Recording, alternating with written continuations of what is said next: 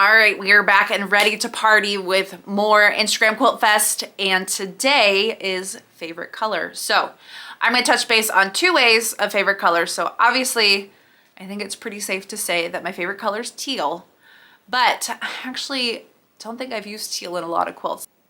I used it from scraps from my grandma, which these are actually scraps from my graduation quilt that she made for me. And other than that, I don't think I've really used a whole lot of teal as a whole besides the quilt that I made for my dad's coworker, Carol.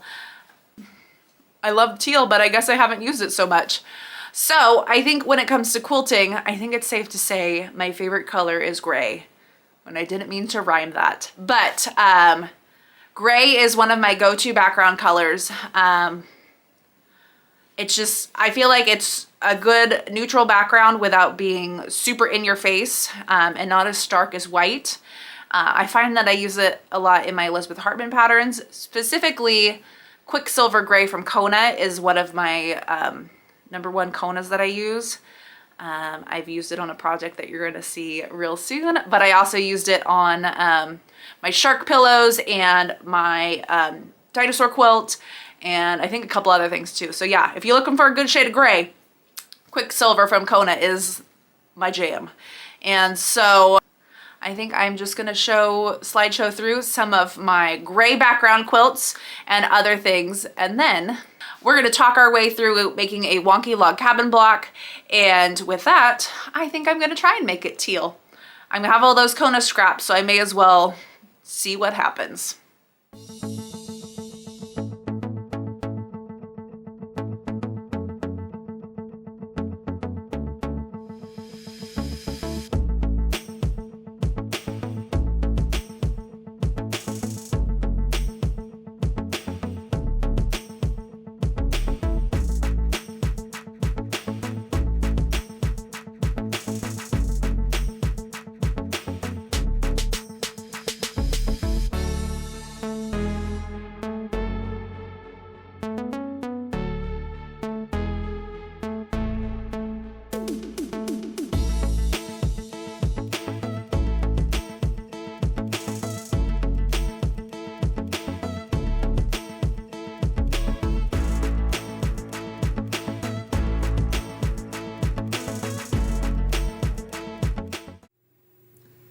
So I went ahead and got all my pieces all cut. So I went with a little tealish on this side and then some white on whites over on this side. And so I'm going to start with my middle, and I believe I'm going to sew these 2 on and these 2 on and then use my wonky tool. So let's see how that goes. So I'm over here at my sewing machine, and I've got my cordless iron and my wool mat set up so that I can do everything all in one place. So what it says I'm supposed to do is first sew these 2 guys together. So my center square and its little buddy. Oops, I'm still on zigzag from batting. That is not helpful. I was piecing some batting together. And so let me change that back. Okay, false start. All right, so it says scant, but I have not quite perfected a scant 1/4 inch in my life. So I have that, and now I'm going to, if I had like a seam roller, which I have considered purchasing at some point in my life, that's what I would do in between instead of pressing. So I'm just going to swing this over to press it. And then it says I'm supposed to keep going around in a clockwise direction. So since that is to the side, I'm going to add my next white one. So it gives me, I went ahead and cut everything like I said before. And so now I'm going to just do the next white, or it called it light, which I mean all of my fabrics are light because I've got the white on whites and then these like aqua colors. So there's really no darks. So now I've got those 2. I'm going to add this guy on here.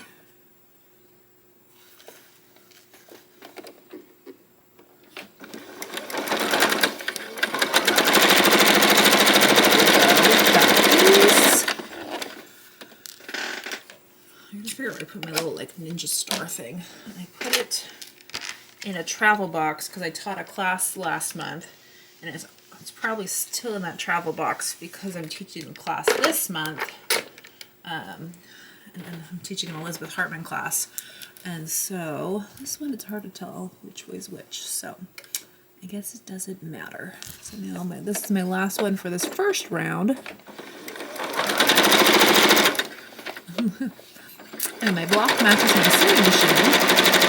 Okay, so now I've got that guy.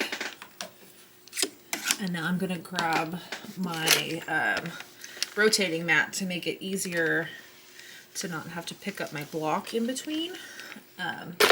So let me grab that and I'll be right back. All right, so here we are. And so it starts with round 1. 1A is what I'm going to do first. So I'm going to line my kitties up with that square. So each time that's what I'm going to end up doing, is lining it up with the kitty square. So I'm going to slice, and I'm going to slice, and then I'm going to say round 1B, oops, that means I need to rotate that. And then here it is, slice and a slice. And so these are now scraps that are no good to me. Oh, Trixie's in here standing in a plastic bag. And so now I'm going to go grab my pieces for round 2, and we'll continue on with that. So round 2 is all laid out and ready to go. So I'm going to swing back over to my machine. Trixie is now at my feet. And so we're starting again clockwise. So this goes right off to the side.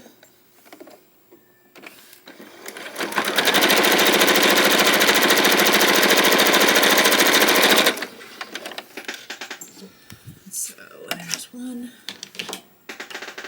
And I'm gonna have to change my thread soon because I see the tail end rolling its way out. All right, so there's one, and then we're gonna have our white polka dots. And then we're here. So one thing I really like about these kind of creative grids, templates kind of things, or tools I think it's called, is when they're numbered, it does all the work for you, which is amazing. Okay, so now I am needing to change my thread. Trixie, there's another bobbin. You're in here. Why aren't you helping me? You can probably hear her dinking around. This will be a good one to keep us going for a bit.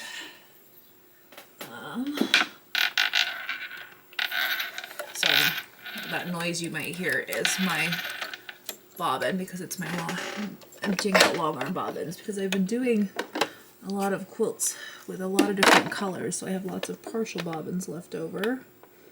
And so that's what I do with my 3-yard quilts and scrappy projects like this.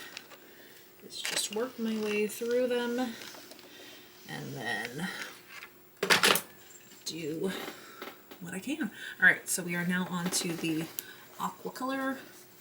I guess I should be calling it teal, since I said it's my favorite color that I never sew with, but I apparently, clearly it's because I don't sew with it. I didn't have any of the actual like the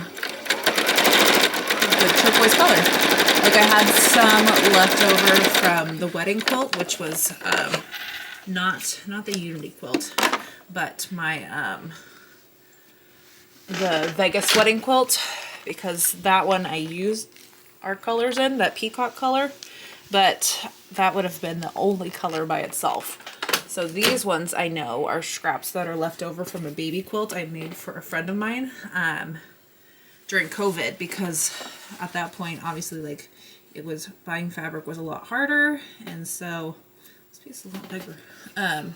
And so I was working through my scraps and my stash at that point, like I'm trying to do now, but alas, I keep also buying fabric. Oh, hi, Trixie. Do you want to show? You want to see everybody? Let me get you back.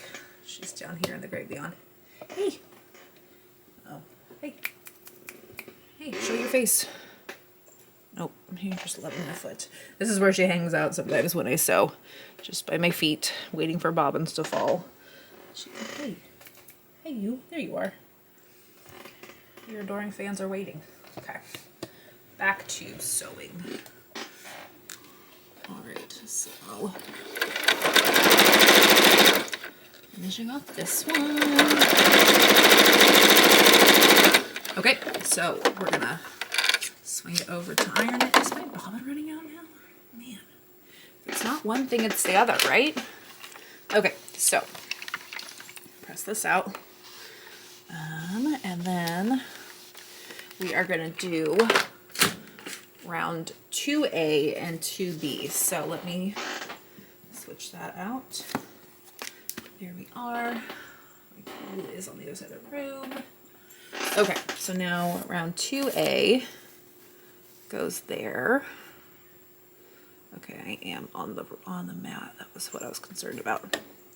Okay, so we're gonna slice here. And it's no longer useful. Unless I was like hardcore improv, but we have not crossed that bridge yet. Okay, so there's our 1A. And now we need 2B. So there we are. Hey, what are you eating? Hey, don't eat that. Hey, hey, you're distracting me. Okay, so this is, you get the true sewing room commentary. My husband is out playing, what is he doing? He's playing Super Smash Brothers. And so Trixie has been bouncing between rooms because we're both home right now. So she's been scoping out that window, scoping out this window, and now she's chewing on little doll hats that are on my floor. Okay, so here we are after round 2. So now we're on round 3. Let me grab those fabrics and we'll get those sewn. Alright, so third and final round. We've got off to the side so that working in a clockwise. That's been helpful to keep that in mind, is like you're not going right, left, top, bottom. It's just working in a circle. I like how easy it made that.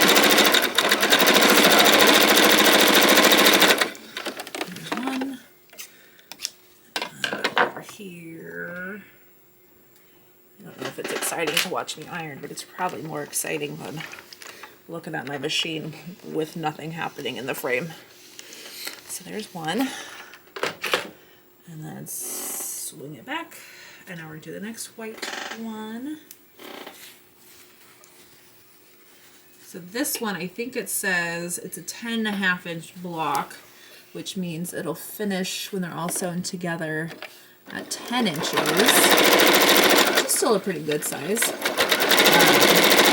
Some of the 3-yard quilts are 10.5 finish at 10 inches. So that's an interesting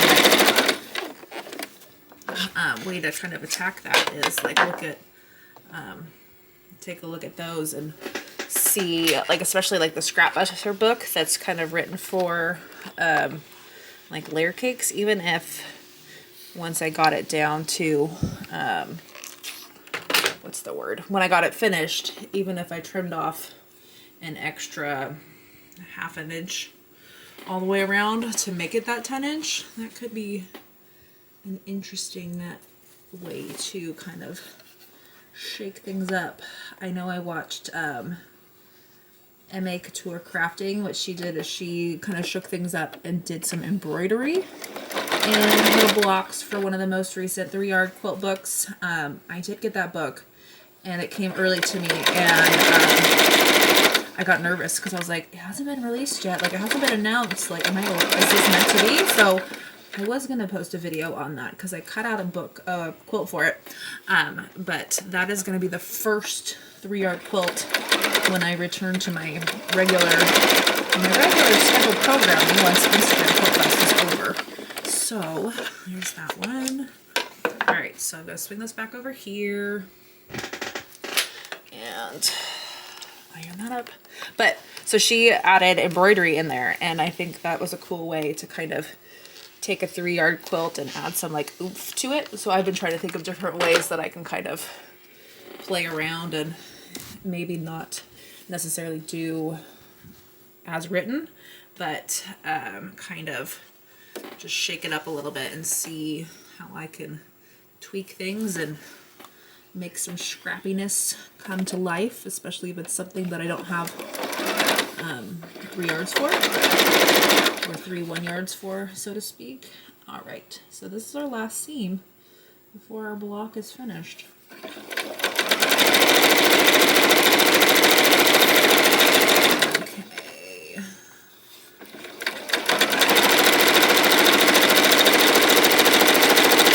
Okay. Swing it over. I'm going to iron this up. And then I'm going to adjust the view so that you can get a better bird's eye look when I trim this up completely. Okay, so let me adjust this camera and we'll be right back. Okay, so we're all in there. Let me get my tool out from under the block. And so now we've done, there's 1A, 1B, 2A, 2B, and now there's just center round 3. So I'm going to stick that on there, and I'm going to slide this a little bit so I can make sure my tool is all the way on there. So what's happening here? Something got slightly off. Aha, there we go, I think. Yes, so I don't know if you could tell originally, but when I had it this way, my squares didn't all fit. So like my guidelines are here and here, and my seam allowance is going off the edge here. So I'm glad I double checked that, because now when I flip it this way, we are a little bit more on it. And we're still slightly off, but so I'm wondering if when I did this, if I switched what my round A and my round B was, if I didn't make sure that my blocks were all in the right place. So while we're all learning together, that's what happens when you don't, yeah, I think that's what happened. I did not keep my same one on the side, so I'm a little bit off, I'm like ½ inch off, but I'm going to scooch it over a little bit. So this isn't perfectly centered, but for this being my first one, I am okay with that. And it just adds to the wonky. So spin that. My rotating mouse has not been rotating so well, so I'm wondering if that's its way of telling me that I'm due for a new one. But at least I can turn the thing as a whole and trim it all up. So there we are, and here it is. So let me get this on a plain background so that you can see it a little bit better. So there is our finished wonky log cabin block, and I think it turned out really cute. I think this is gonna be a really fun way to use up some scraps and use up some white on whites that are kind of weird sizes, and then use up some other colors here and there. So there's our first one, and then maybe if I can get another 11 or another enough to make a good size quilt, then I will have that done and something to look forward to. So on that note, we'll see you all again soon.